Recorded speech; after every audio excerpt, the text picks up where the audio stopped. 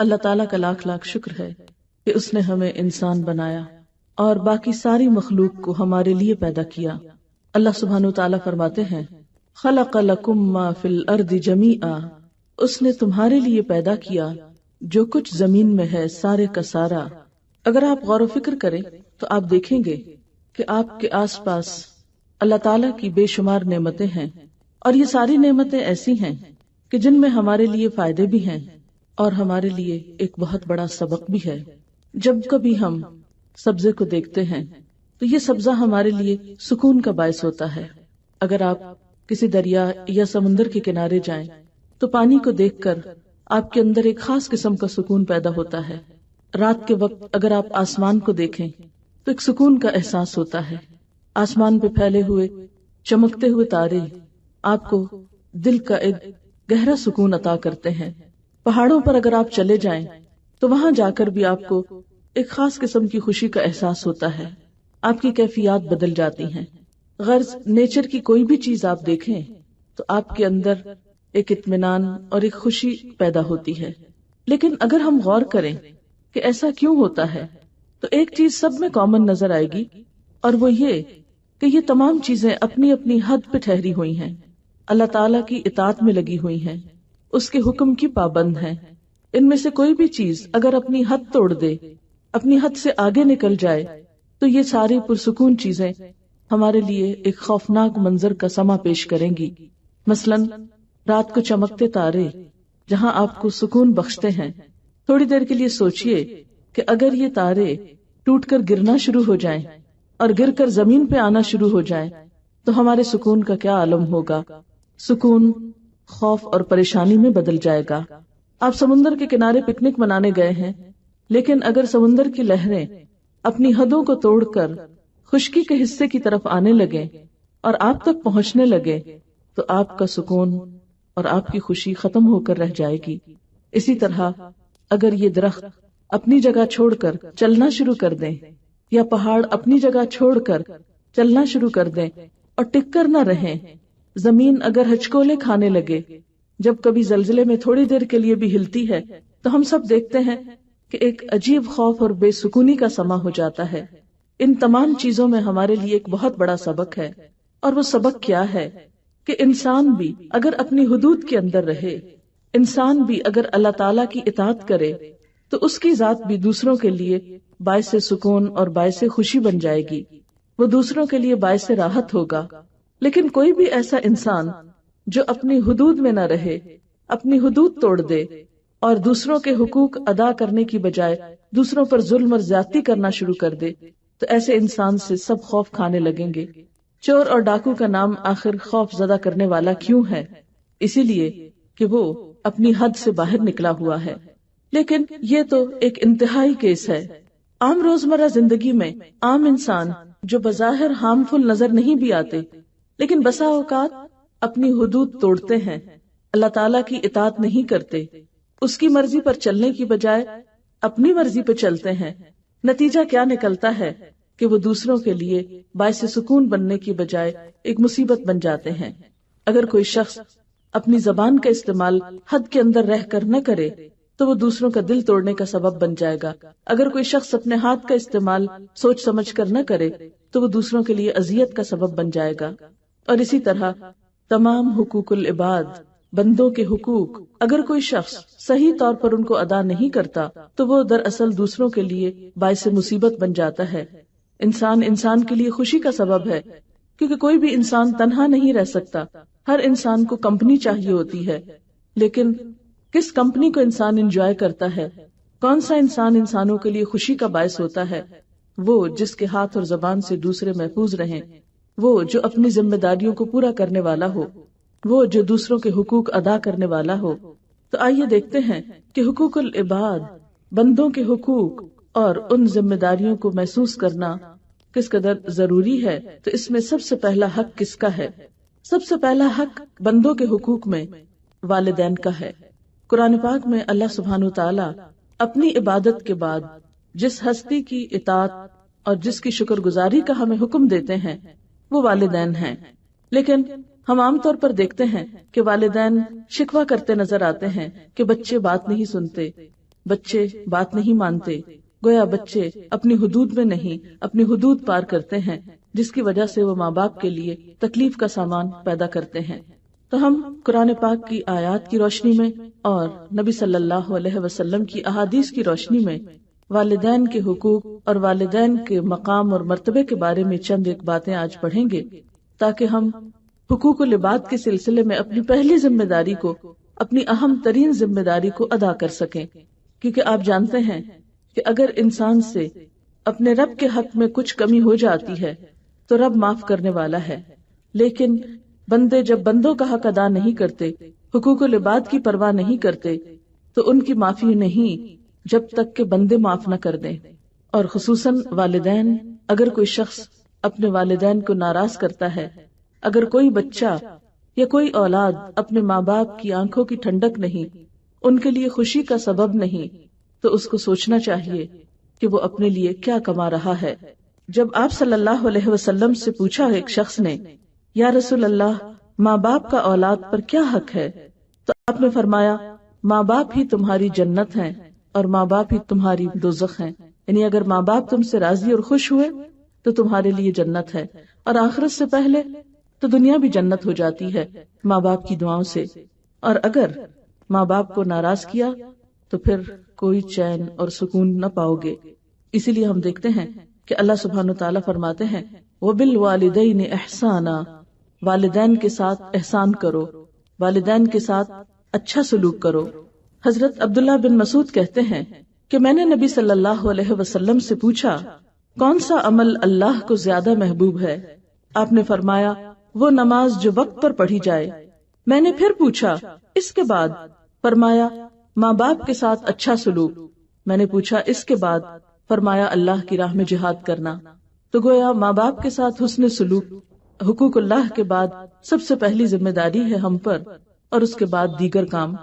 حضرت انس رضی اللہ تعالی عنہ سے مروی ہے کہ نبی صلی اللہ علیہ وسلم نے فرمایا، جو آدمی یہ چاہتا ہو کہ اس کی عمر دراز کی جائے، اور میرے خیال ہے ہر شخص یہ چاہتا ہے کہ اس کو لمبی عمر ملے اور دنیا میں زیادہ رہنے کا موقع ملے، اور اس کی روزی میں کشادگی ہو، یعنی رزق زیادہ ہو، اس کے پاس دنیا کا مال و دولت زیادہ ہو، اسے چاہیے کہ ماں باپ کے ساتھ بھلائی کرے اور ان کے ساتھ صلہ رحمی کرے۔ تو گویا دنیا کی نعمتیں پانے کا راستہ بھی کیا ہے؟ ماں باپ کے ساتھ اچھا سلوک کرنا۔ نبی صلی اللہ علیہ وسلم نے فرمایا، تم اپنے ماں باپ کے ساتھ حسن سلوک کرو، تمہاری اولاد تمہارے ساتھ نیک سلوک کرے گی۔ اب یہ جو حکم ہے قرآن پاک کا کہ وَبِالْوَالِدَيْنِ إِحْسَانًا، والدین کے ساتھ احسان کرو، احسان کیا ہوتا ہے؟ یعنی اگر والدین کے حقوق ادا کرنے کی بات ہو تو اس میں یہ آیت ہمیشہ سامنے رکھی جاتی ہے کہ ان کے ساتھ احسان کرنا چاہیے۔ اب دیکھیے کہ احسان کا لفظ حسن سے نکلا ہے، اور حسن کہتے ہیں خوبصورتی کو۔ تو احسان سے مراد ایسا معاملہ جو خوبصورتی پر مبنی ہو، عمدگی پر مبنی ہو، اچھا معاملہ ہو۔ اور احسان میں یہ بھی آتا ہے کہ ماں باپ کو ان کے حق سے بڑھ کر دیا جائے، صرف اتنا ہی نہ کیا جائے جو انہوں نے ہمارے ساتھ کیا، بلکہ ان کی زیادتیوں اور ان کی ناراضگی کے باوجود ان کے ساتھ اچھا رویہ اور اچھا سلوک رکھا جائے۔ لیکن یہ سب کچھ کیسے ہو؟ یعنی یہ کہنا تو بہت آسان ہے کہ والدین کے ساتھ اچھا سلوک کرو، لیکن اس کا طریقہ کیا ہے؟ عام طور پر ہم بہت سی باتیں پڑھ لیتے ہیں اور نیک نیتی کے ساتھ ان پر عمل بھی کرنا چاہتے ہیں، لیکن طریقہ معلوم نہ ہونے کی وجہ سے ہم وہ کام کوشش کے باوجود اور نیت کے باوجود، چاہنے کے باوجود کر نہیں پاتے۔ تو آئیے ہم دیکھتے ہیں کہ احسان کی کیا شکلیں ہیں، وہ کون سی صورتیں ہیں کہ جن کو کرنے سے ہم یہ سمجھ سکتے ہیں کہ ہاں واقعی ہم نے احسان کیا۔ تو اس میں احسان کی پہلی صورت یا احسان کرنے کا پہلا طریقہ ماں باپ کی شکر گزاری، ان کے لیے تھینک فل ہونا۔ شکر کیا ہوتا ہے؟ شکر عربی زبان کا لفظ ہے، اور شکر کا معنی ہوتا ہے کم پانے کے باوجود اچھا رویہ رکھنا۔ دابت شکور عربی میں اس جانور کے لیے استعمال ہوتا ہے جو کم چارہ کھانے کے باوجود دودھ زیادہ دے۔ وہ گائے جو چارہ تو کم کھائے لیکن دودھ زیادہ دے تو اس کو کہتے ہیں دابت شکور۔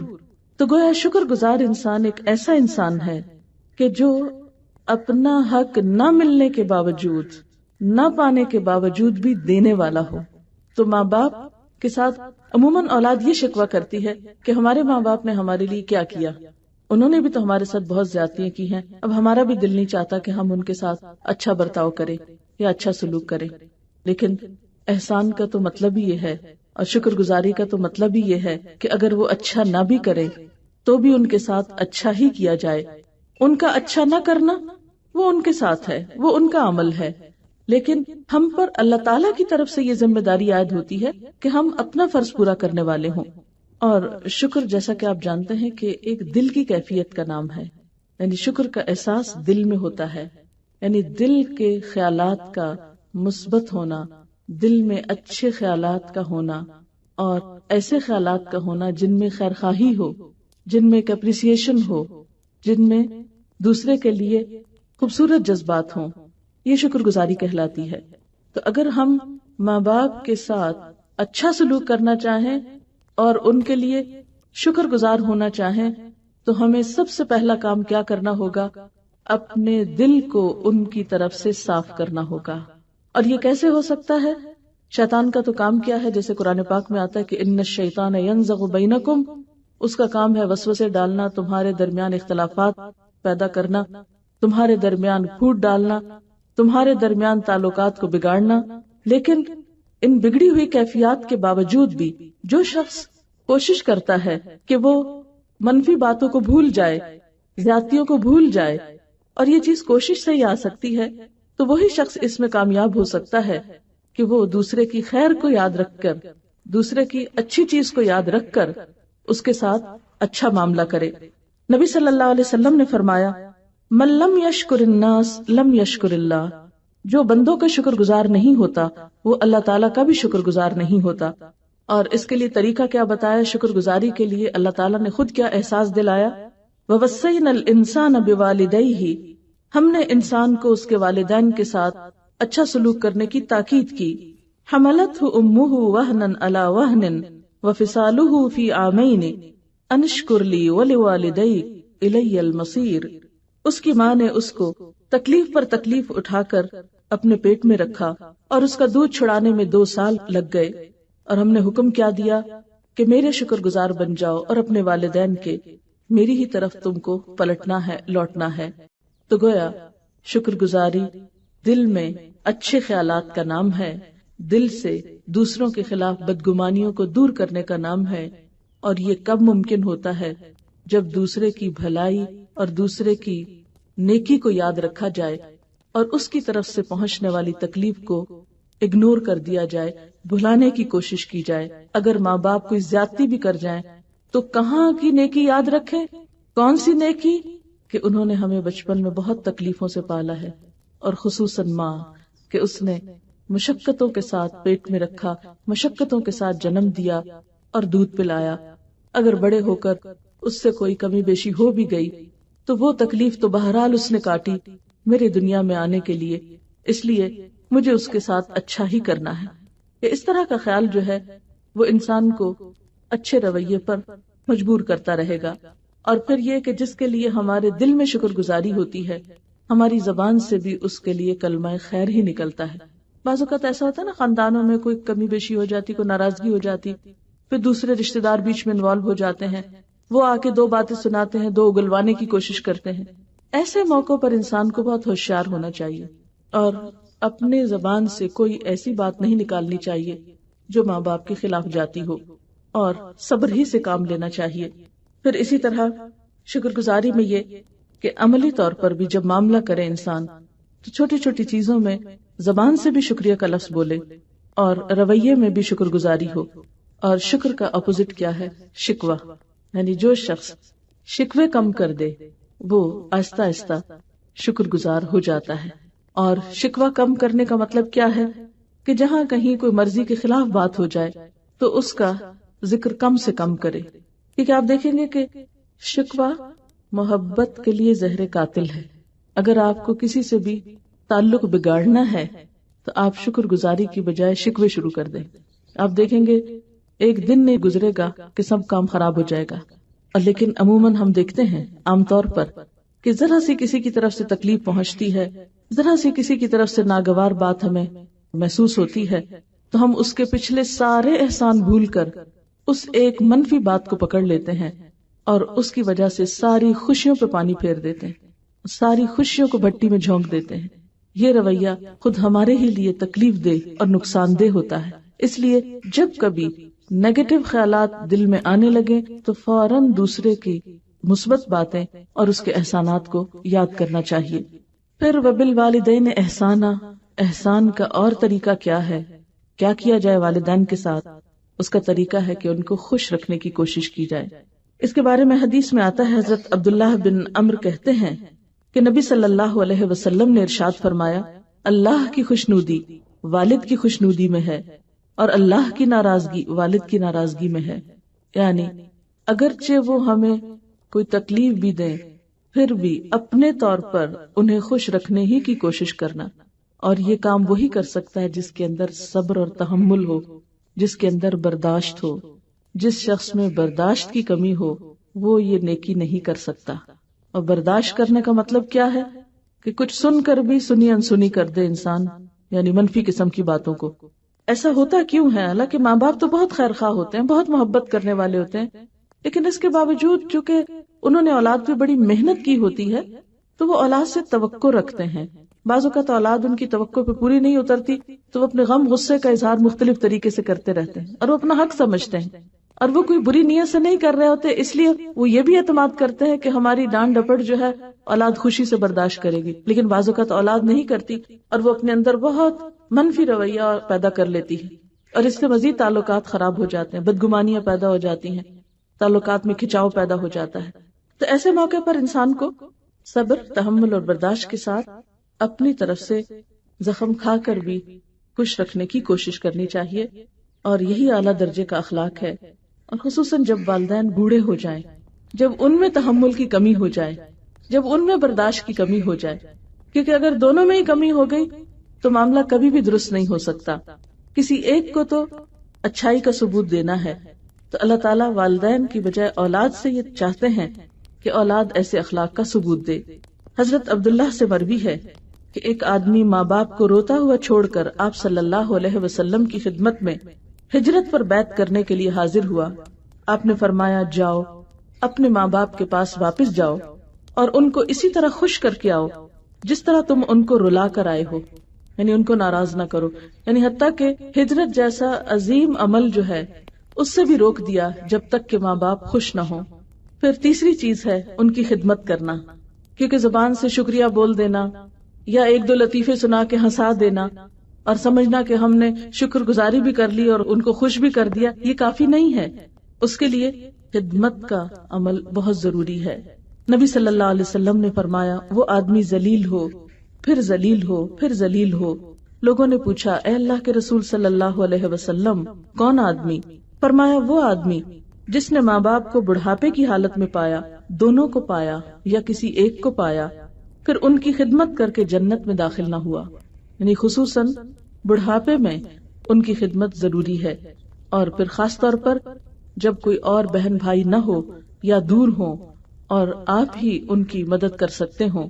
ایک صورت تو یہ ہوتی ہے کہ بہت سے بچے ہوتے ہیں، کبھی ماں باپ بڑھاپے میں ایک کے پاس کبھی دوسرے کے پاس، تو مل جل کر اس کو مینج کر لیتے ہیں، لیکن بعض اوقات ایسی صورت ہوتی ہے کہ آپ کے سوا کوئی اور ان کا خیال رکھنے والا نہیں، تو اس صورت میں خاص طور پر یہ وعید سنائی گئی کہ پھر ایسے شخص کے لیے تو جنت بھی حرام ہے، کیونکہ آپ سب جانتے ہیں کہ ماں کے قدموں تلے جنت ہے۔ پھر اس کے بعد یہ ہے کہ خدمت کے ساتھ ساتھ عاجزانہ رویہ بہت ضروری ہے۔ بہت سے لوگ ماں باپ کی خدمت بھی کر دیتے ہیں لیکن ان کے سامنے بدتمیزی سے پیش آتے ہیں، ان کے سامنے تکبر کرتے ہیں۔ اس سے روکا گیا ہے اور عاجزی اور انکساری کا سبق دیا گیا ہے، کیونکہ ہوتا ہی ہے نا کہ جب ہم خدمت کرتے ہیں تو ہم سمجھتے ہیں ہم نے بڑا احسان کیا ہے، اور پھر وہ کہ ہمارا حق ہے اب ہم جو چاہیں سنا دیں کسی کو۔ نہیں، خدمت کرنے کے باوجود عاجزی اور انکساری۔ اس میں قرآن پاک کی ایک آیت آتی ہے، وَخْفِضْ لَهُمَا جَنَاحَ الذُّلِّ مِنَ الرَّحْمَةِ، ان دونوں کے لیے رحمت کے ساتھ اپنے کندھے جھکا کر رکھو، یعنی شفقت کا معاملہ کرتے ہوئے اپنے پوسچر میں بھی عاجزی رکھو۔ یعنی ماں باپ کے سامنے آپ اکڑ کر نہیں بیٹھ سکتے، کندھے نہیں اچکا سکتے، گردن نہیں پھیر سکتے یا سر نہیں جھٹک سکتے۔ اپنے رویے میں بھی عاجزی اور انکساری ضروری ہے، کیونکہ بعض لوگ ماں باپ سے بھی بات کرتے ہوئے یا بڑوں سے بات کرتے ہوئے منہ پھیر کے بات کرتے ہیں، یا تیوری چڑھائے ہوئے بات کرتے ہیں، یا موڈ آف کر لیتے ہیں، یا ان سے بولنا ہی نہیں پسند کرتے، تو یہ سب چیزیں تکبر کی علامت ہیں۔ اللہ تعالیٰ کو عاجز بندے پسند ہیں، اور خصوصاً عاجزی جب ماں باپ کے لیے ہو۔ پھر اس کے بعد ادب اور احترام۔ حضرت ابو ہریرہ رضی اللہ تعالیٰ عنہ نے ایک بار دو آدمیوں کو دیکھا، ایک سے پوچھا یہ دوسرے تمہارے کون ہیں؟ اس نے کہا یہ میرے والد ہیں۔ آپ نے فرمایا دیکھو ان کا نام نہ لینا، یعنی نام سے مت پکارو ان کو۔ جیسے ہمارے ہاں بازو کا دیہاتی علاقوں میں بچے ماں باپ کا نام لے کے بلاتے ہیں، دوسروں کو دیکھتے ہیں وہ نام لے رہے ہیں تو وہ بھی نام لینا شروع کر دیتے ہیں۔ ہو سکتا ہے آپ کے سرونٹس میں سے بعض بچے ایسا کرتے ہوں، یا بعض علاقوں کا کلچر ایسا ہوتا ہے، لیکن اسلام کی تعلیم کیا ہے کہ والدین کو ان کے نام سے نہیں پکارا جائے، عزت کے کسی لفظ سے پکارا جائے۔ پھر فرمایا کہ کبھی ان سے آگے نہ چلنا، یعنی ان کو پیچھے چھوڑ کر خود آگے مت جانا، اور نہ کبھی ان سے پہلے بیٹھنا، پہلے ان کے بیٹھنے کا انتظام کرو اور پھر خود بیٹھو۔ ایک اور روایت میں آتا ہے کہ اللہ تعالیٰ نے حضرت موسیٰ علیہ السلام کے پاس وحی بھیجی کہ اے موسیٰ اپنے ماں باپ کی عزت کر، اس لیے کہ جو کوئی ماں باپ کی عزت کرتا ہے میں اس کی عمر بڑھا دیتا ہوں، یعنی اس کی عمر میں اضافہ کرتا ہوں، اور اس کو ایسا بچہ عطا کرتا ہوں جو اس کے ساتھ نیکی کرے، اور جو ماں باپ کو ستاتا ہے میں اس کی عمر کم کر دیتا ہوں، اور اس کو ایسی اولاد دیتا ہوں جو اس کو ستائے۔ ماں باپ کو ستانا ایسا گناہ ہے جس کی سزا انسان کو دنیا میں مل جاتی ہے، لیکن عام طور پر ہم توجہ ہی نہیں دیتے، سوچتے ہی نہیں کہ ہم ایسا کچھ کر رہے ہیں۔ پھر اسی طرح یہ ہے کہ محبت سے پیش آنا، یعنی صرف عاجزی اور انکساری کافی نہیں بلکہ محبت کا اظہار ضروری ہے۔ یعنی مثلاً اگر آپ کندھے جھکا کے، نظریں جھکا کے، خاموش جا کے پاس بیٹھ جاتے ہیں اور کوئی بات ان سے نہیں کرتے تو یہ کیا ہے؟ یہ احسان نہیں ہے۔ اس لیے ماں باپ سب سے زیادہ اس کے اہل ہیں کہ ان کے ساتھ یہ محبت کا رویہ رکھا جائے۔ پھر اسی طرح یہ ہے کہ محبت سے پیش آنے میں یہ بھی ضروری ہے کہ احسن طریقے سے گفتگو کی جائے ان کے ساتھ۔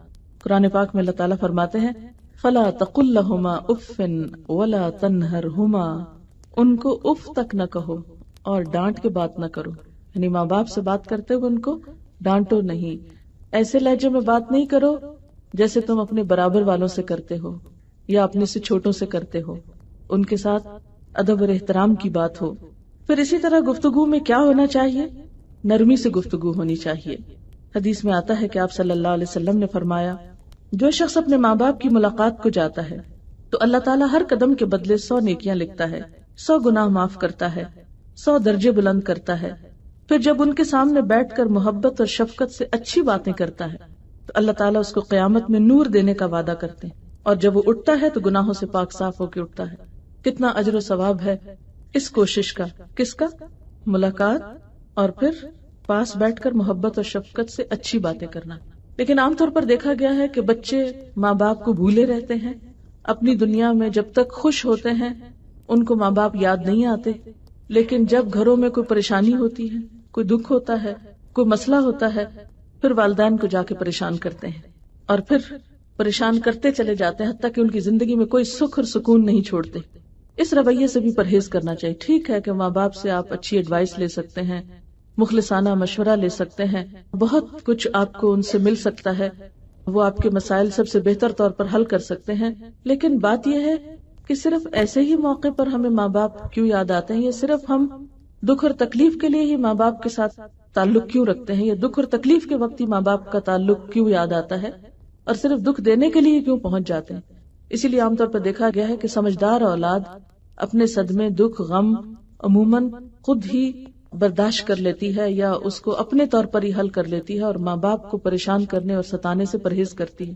پھر اسی طرح ان کو برا بھلا نہیں کہنا چاہیے۔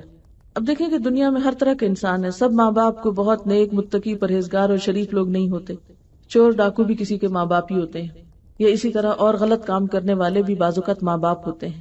اب مثلاً عبداللہ بن ابی جو تھا وہ خود منافقوں کا سردار تھا، لیکن بیٹا اس کا سچا مخلص مومن تھا۔ اب اس کے لیے ایک بہت بڑی مشکل تھی کہ باپ جو ہے وہ ایک اچھا انسان نہیں، تو ایسے موقع پر انسان شش و پن میں پڑ جاتا ہے۔ مثلاً کسی کا باپ جس کا کیریکٹر اچھا نہیں، یا اس کی عادات اچھی نہیں، یا وہ بہت زیادتی کرتا ہے، بہت بد اخلاقی کرتا ہے مثلاً اس کی ماں ہی کے ساتھ، یا کسی بھی طرح وہ ایک اچھا انسان نہیں، تو ایسے میں انسان حجت تلاش کر لیتا ہے ماں باپ کے ساتھ بدتمیزی کرنے کی۔ بہت سے بچوں کو دیکھا گیا ہے کہ وہ ماں باپ کے ساتھ بدتمیزی کرتے ہیں اور یہ کہتے ہیں کہ آپ اچھے انسان نہیں ہیں۔ کئی ایسے لوگوں کو دیکھا گیا جو نئے نئے دین کی طرف آتے ہیں، خود نماز پڑھنے لگتے ہیں، اگر ماں باپ نہیں پڑھتے تو بدتمیزی کے ساتھ ان سے معاملہ کرتے ہیں اور تنگ کرتے ہیں، پریشان کرتے ہیں یا ان سے میل جول چھوڑ دیتے ہیں۔ تو ہمارا دین ہمیں یہ نہیں سکھاتا۔ آپ صلی اللہ علیہ وسلم نے تو حضرت اسماء کو، جبکہ ان کی والدہ مشرکہ تھی، ان کے ساتھ بھی حسن سلوک کا سبق دیا۔ اور پھر یہ کہ نہ صرف یہ کہ اپنے ماں باپ کو برا بھلا نہیں کہنا چاہیے، کسی دوسرے کے ماں باپ کو بھی نہیں کہنا چاہیے، کیونکہ ماں باپ تو سب کے محترم ہوتے ہیں۔ عبداللہ بن عمر فرماتے ہیں کہ نبی صلی اللہ علیہ وسلم نے ارشاد فرمایا، سب سے بڑا گناہ یہ ہے کہ انسان اپنے ماں باپ پر لعنت بھیجے۔ عرض کی گئی یہ کیسے ہو سکتا ہے؟ آپ نے فرمایا کہ ایک شخص کسی کے ماں باپ کو گالی دیتا ہے تو گویا اس نے خود اپنے ماں باپ کو دی۔ ہوتا کیا ہے، جب آپ کسی کو گالی دیں گے وہ پلٹ کے آپ کے ماں باپ کو دے گا۔ آپ نے اگر آغاز کیا ہے ایسے غلط کام کا تو گویا آپ اپنے ماں باپ کو خود ہی گالی دے رہے ہیں۔ اور ویسے بھی آپ دیکھیں کہ اولاد ماں باپ کی یا تو عزت کا سبب ہوتی ہے یا ان کی رسوائی کا سبب ہوتی ہے۔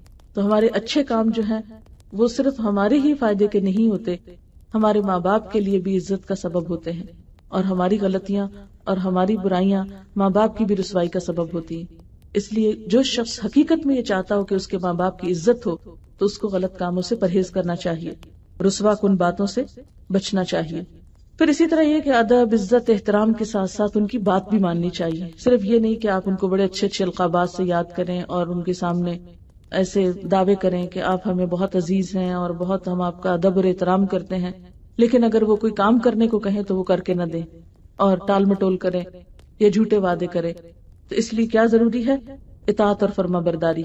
ابن عباس کا بیان ہے کہ نبی صلی اللہ علیہ وسلم نے فرمایا، جس آدمی نے اس حال میں صبح کی کہ وہ ان ہدایات اور احکام میں اللہ کا اطاعت گزار ہو جو اس نے ماں باپ کے حق میں نازل فرمائے ہیں، تو اس نے اس حال میں صبح کی کہ اس کے لیے جنت کے 2 دروازے کھلے ہوئے ہیں، اور اگر ماں باپ میں سے کوئی ایک ہو تو جنت کا 1 دروازہ کھلا ہے۔ اور جس شخص نے اس حال میں صبح کی کہ وہ ماں باپ کے بارے میں اللہ کے بھیجے ہوئے احکام اور ہدایت سے منہ موڑے ہوئے ہے، تو اس نے اس حال میں صبح کی کہ اس کے لیے دوزخ کے 2 دروازے کھلے ہیں، اور اگر ماں باپ میں سے کوئی ایک ہے تو دوزخ کا 1 دروازہ کھلا ہے۔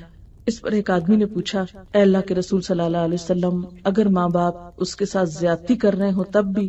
فرمایا، ہاں، اگر زیادتی کر رہے ہوں تب بھی ان کے ساتھ بدلحاظی نہیں کر سکتے، بدتمیزی نہیں کر سکتے، بد اخلاقی نہیں کر سکتے، پھر بھی خاموشی اور ادب احترام کے دائرے میں رہنا ضروری ہے۔ اور یاد کیجئے ان مثالوں کو جو میں نے بالکل شروع میں دی ہیں کہ اگر ستارے اپنی جگہ چھوڑ کر ٹوٹ کر زمین پہ گرنے لگیں تو کیا ہو؟ اگر ایک ستارہ یا سیارہ جو ہے وہ اپنے مدار سے نکل کر باہر کی طرف جانے لگے تو ہر چیز میں تباہی پیدا ہو جائے۔ تو بالکل اسی طرح جب اولاد اپنی حدود سے آگے نکل کر زیادتی اور بدتمیزی شروع کرتی ہے تو اس سے ماں باپ کے حقوق تلف ہوتے ہیں اور اللہ تعالیٰ کی ناراضگی ہوتی ہے۔ نبی صلی اللہ علیہ وسلم نے فرمایا، باپ جنت کا درمیانی دروازہ ہے، باپ کی اطاعت کر کے چاہے تو اس دروازے کی حفاظت کر یا نافرمانی کر کے برباد کر دے۔ آپ صلی اللہ علیہ وسلم نے یہ بھی فرمایا، بروا آباءکم تبر ابناؤکم، اپنے ماں باپ کے ساتھ نیکی کرو، تمہاری اولاد بھی تمہارے ساتھ بھلائی کرے گی۔ حضرت جابر بن عبداللہ سے روایت ہے، نبی صلی اللہ علیہ وسلم نے فرمایا، والدین کی نافرمانی سے بچو، اس لیے کہ جنت کی خوشبو 1000 سال سے آتی ہے، مگر والدین کی نافرمانی کرنے والا اس کی خوشبو نہیں پائے گا۔ حضرت ابی بکرہ فرماتے ہیں کہ نبی صلی اللہ علیہ وسلم نے ارشاد فرمایا، کیا میں تمہیں بڑے بڑے گناہ بتاؤں؟ صحابہ نے عرض کیا کہ اے اللہ کے نبی صلی اللہ علیہ وسلم، ضرور ارشاد فرمائیے۔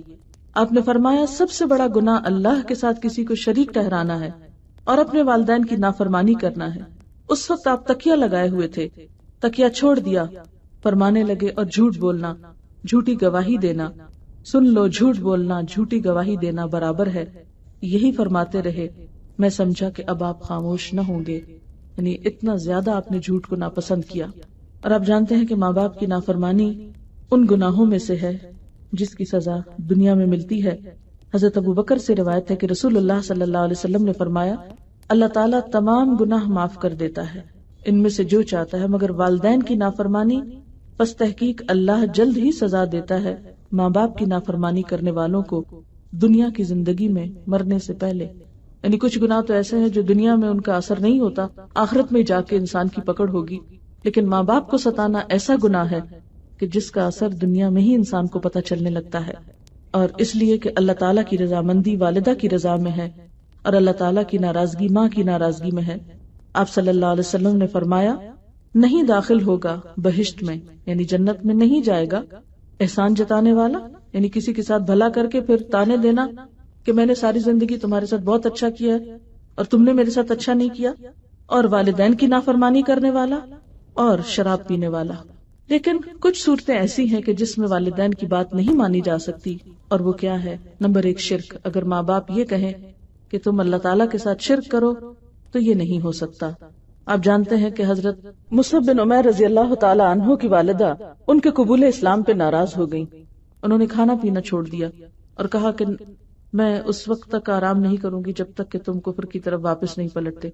وہ بہت پریشان ہوئے اور حضور صلی اللہ علیہ وسلم سے عرض کی تو اس پر یہ آیت اتری تھی، وَوَصَّيْنَا الْإِنسَانَ بِوَالِدَيْهِ حُسْنًا وَإِنْ جَاهَدَاكَ لِتُشْرِكَ بِي مَا لَيْسَ لَكَ بِهِ عِلْمٌ فَلَا تُطِعْهُمَا۔ ہم نے انسان کو ماں باپ کے ساتھ بھلائی کرنے کی وصیت کی، اگر تیرے ماں باپ تجھے میرے ساتھ شریک کرنے کو کہیں تو ہرگز ان کی بات نہ ماننا، ان کی اطاعت نہ کرنا۔ اسی طرح اگر ماں باپ کا نماز نہیں پڑھو تو پھر ان کی اطاعت نہیں ہو سکتی، لیکن یہ نہیں کہ بدتمیزی بھی کرو ساتھ اور تکبر کے ساتھ ان کی نافرمانی کرو۔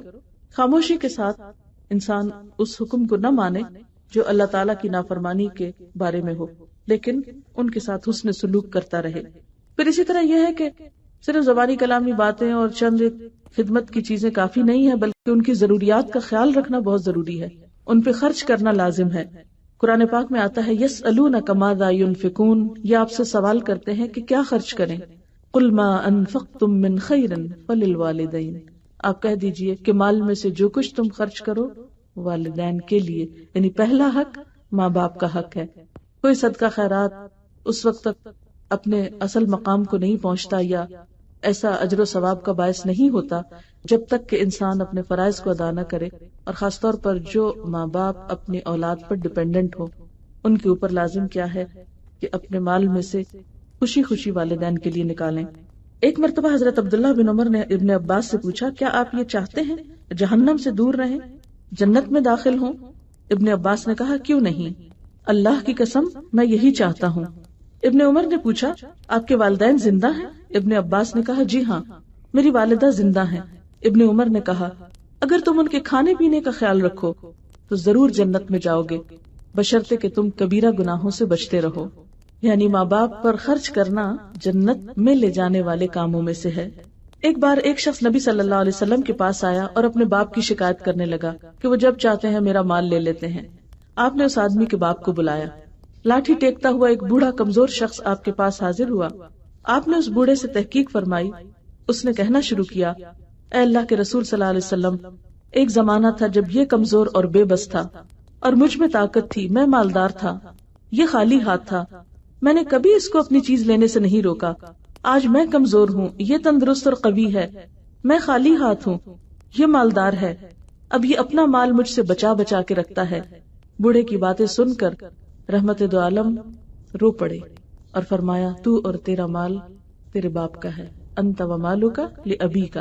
پھر یہ ہے کہ صرف مال خرچ کر دینا بھی کافی نہیں، صرف خدمت بھی کافی نہیں، بلکہ ان کے لیے دعا کرنا بھی ضروری ہے، اور یہ دعا اللہ تعالیٰ نے خود قرآن پاک میں سکھائی ہے، وَقُلْ رَبِّ ارْحَمْهُمَا كَمَا رَبَّيَانِي صَغِيرًا، اور آپ کہہ دیجئے کہ اے میرے رب ان دونوں پہ رحم فرما جس طرح انہوں نے مجھے بچپن میں پالا۔ یعنی ماں باپ کے لیے دعا اللہ تعالیٰ نے خود قرآن پاک میں سکھائی۔ اور پھر یہ کہ بڑھاپے میں خصوصی توجہ دی جائے، کیونکہ وہ کمزوری کا وقت ہوتا ہے، دنیا سے واپسی کا وقت ہوتا ہے، انسان پر امید کی بجائے مایوسی کا ایک عالم ہوتا ہے، دل گرفتہ ہوتا ہے، دکھی ہوتا ہے انسان۔ ایسے میں ماں باپ کا حق اور بھی زیادہ بڑھ جاتا ہے۔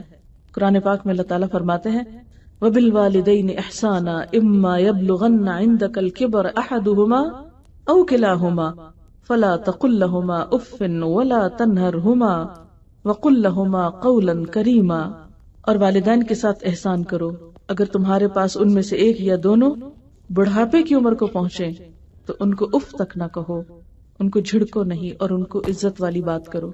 عموماً یہ ہوتا ہے کہ بڑھاپے میں ماں باپ پھر بچوں کی طرح ہو جاتے ہیں، ایک ہی بات بار بار کریں گے، کبھی ضد کریں گے، کبھی بے وجہ روئیں گے، کبھی بے وجہ ہنسیں گے، کبھی ناراض ہونے لگیں گے، تو ایسے میں انسان کے لیے معاملہ کرنا بے حد مشکل ہو جاتا ہے، اور یہ بڑا صبر کا وقت ہوتا ہے. تو اس لیے خصوصی طور پر بڑھاپے کا ذکر کر کے اللہ تعالیٰ نے فرمایا کہ اس وقت بھی عزت کی بات کرو اور ان کے ساتھ ڈانٹ ڈپٹ نہیں کرو. حضرت عبداللہ فرماتے ہیں کہ ایک آدمی آپ کی خدمت میں حاضر ہوا اور کہنے لگا میں آپ کے ہاتھ پہ ہجرت اور جہاد کے لیے بیعت کرتا ہوں اور اس کا اجر اللہ سے چاہتا ہوں. آپ نے فرمایا کیا تمہارے ماں باپ میں سے کوئی زندہ ہے؟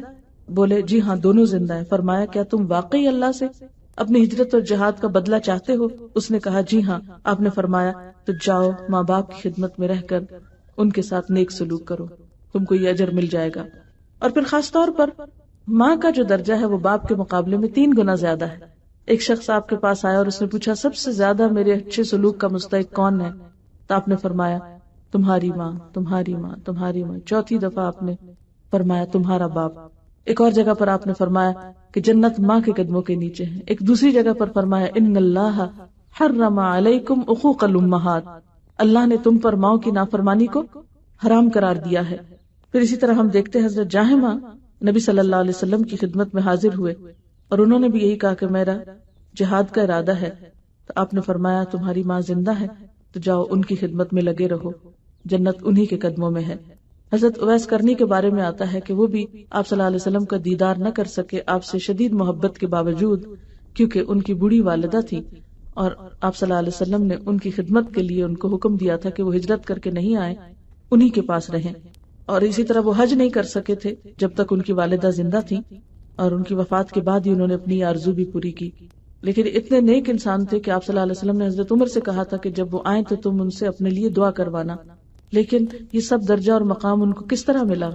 ہجرت اور جہاد سے نہیں ملا، اگرچہ وہ بھی ضروری ہے اپنے مقام پر، انہیں یہ درجہ ان کی ماں کی خدمت کی وجہ سے ملا.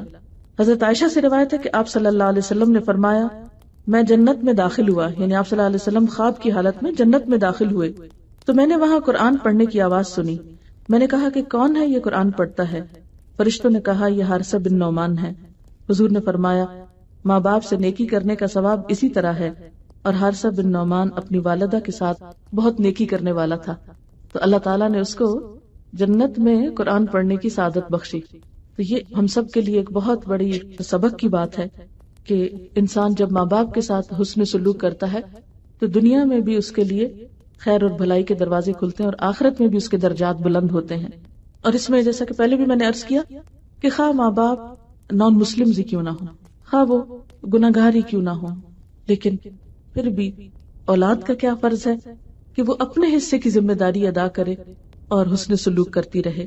اور پھر یہ کہ یہ اچھا سلوک صرف ان کی زندگی تک نہ ہو بلکہ ان کے مرنے کے بعد بھی ہو، کیونکہ انسان جو ہے وہ بعض اوقات زندگی میں کوتاہی کر جاتا ہے اور بعض اوقات لیٹ پتہ چلتا ہے اور بہت سی زیادتیاں کر چکا ہوتا ہے. تو ان تمام چیزوں کا بھی علاج کیا ہے کہ ان کی وفات کے بعد ان کے ساتھ اچھا سلوک ہو. حضرت ربیعہ سعیدی فرماتے ہیں کہ میں بارگاہ رسالت میں حاضر ہوا، ایک انصاری آیا اور عرض کی اے اللہ کے رسول صلی اللہ علیہ وسلم میرے والدین کی وفات کے بعد بھی کیا مجھے ان سے اچھا سلوک کرنا ہے؟ یعنی بالوالدین احسانہ کیا صرف زندگی تک ہے یا بعد میں بھی ہے؟ آپ نے فرمایا ہاں 4 باتیں تجھ پر ضروری ہیں. تو جس طرح زندگی میں کچھ میں نے طریقے بتائے قرآن و سنت کی روشنی میں، اسی طرح وفات کے بعد کیا ہو سکتا ہے. نبی صلی اللہ علیہ وسلم نے کیا بتایا؟ نمبر 1 ان کی نماز جنازہ ادا کرنا، یہ خاص طور پہ مردوں کے لیے. نمبر 2 ان کے لیے دعائے مغفرت کرنا. نمبر 3 جو وعدہ انہوں نے کیا تھا اس کو پورا کرنا، یعنی اگر کسی کو دینے دلانے کا کچھ کہہ گئے ہیں اور وہ خود نہیں کر سکے تو بعد میں اولاد کرے. اور نمبر 4 ان کے دوستوں کا احترام کرنا اور ان کے رشتہ داروں سے صلہ رحمی کرنا جن سے ان کی وجہ سے رشتہ داری ہوئی ہو. یہ نیکی ہے جو ان کی وفات کے بعد بھی تم پر لازم ہے. آپ صلی اللہ علیہ وسلم نے فرمایا قسم ہے اس ذات کی جس نے مجھے نبی برحق بنا کر بھیجا، جس بندے کو اللہ نے مال دیا پھر ماں باپ کے ساتھ اس نے نیکی کی تو وہ جنت میں میرے ساتھ رہے گا، یعنی اپنے مال کے ساتھ اور اپنے طرز عمل کے ساتھ. ایک شخص نے عرض کیا اللہ کے رسول صلی اللہ علیہ وسلم اگر اس کے ماں باپ زندہ نہ ہوں تو اب وہ کیا کرے؟ یعنی اس کو حکم ہی دیر سے پتا چلا ہے. آپ نے فرمایا ان کی طرف سے محتاجوں کو کھانا کھلائے، یعنی ان کے نام پر پھر صدقہ کرے. پھر اسی طرح ان کے لیے دعائے مغفرت کرنا جو ہے قرآن پاک میں حضرت ابراہیم علیہ السلام کی دعا میں سے آتا ہے ربنا اغفر لی ولوالدی وللمؤمنین یوم یقوم الحساب. اور جو اولاد ہر روز نماز پڑھتی ہے تو نماز کے آخر میں اس وقت تک سلام نہیں پھیرتی جب تک کہ اپنے ماں باپ کے لیے یہ دعا نہیں کر لیتی کہ اے میرے رب مجھے بخش دے، میرے والدین کو اور سارے مومنوں کو بخش دے جب حساب کا دن قائم ہو۔